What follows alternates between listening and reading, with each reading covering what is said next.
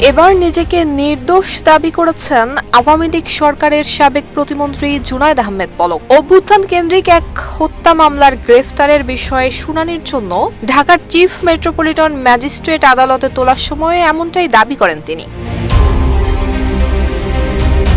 এদিন বেলা 10:30টার দিকে মাথায় হেলমেট এবং বুকে বুলেট প্রুফ জ্যাকেট পরিহিত অবস্থায় কড়া নিরাপত্তায় পলককে আদালতে তোলা হয়। এ সময় এক সাংবাদিক বলেন, পলক ভাই, সামনে তো নির্বাচন, জুলাই গণহত্যার জন্য জাতির কাছে ক্ষমা চাইবেন। উত্তরে পলক বলেন, আমি তো কোনো অপরাধ করিনি, আমি নির্দোষ।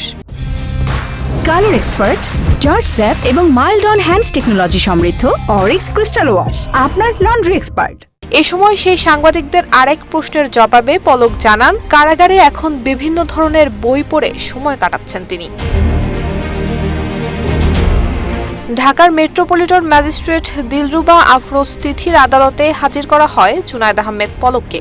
এরপর পলক এবং সাবেক মন্ত্রী হাসানুল হক ইনুকে রাজধানীর হাতিরঝিল থানার রমজান হত্যা মামলায় গ্রেফতার দেখানোর আবেদন করে পুলিশ। শুনানি শেষে সকাল 10টা 40 আবেদন মঞ্জুর করে আদেশ দেন আদালত।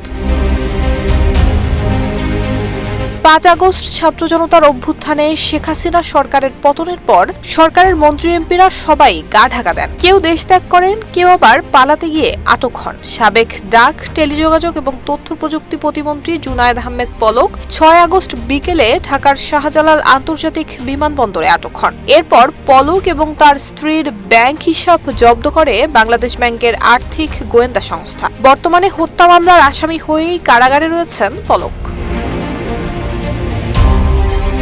নুসরাত জাহান মেহেক, ঢাকা পোস্ট।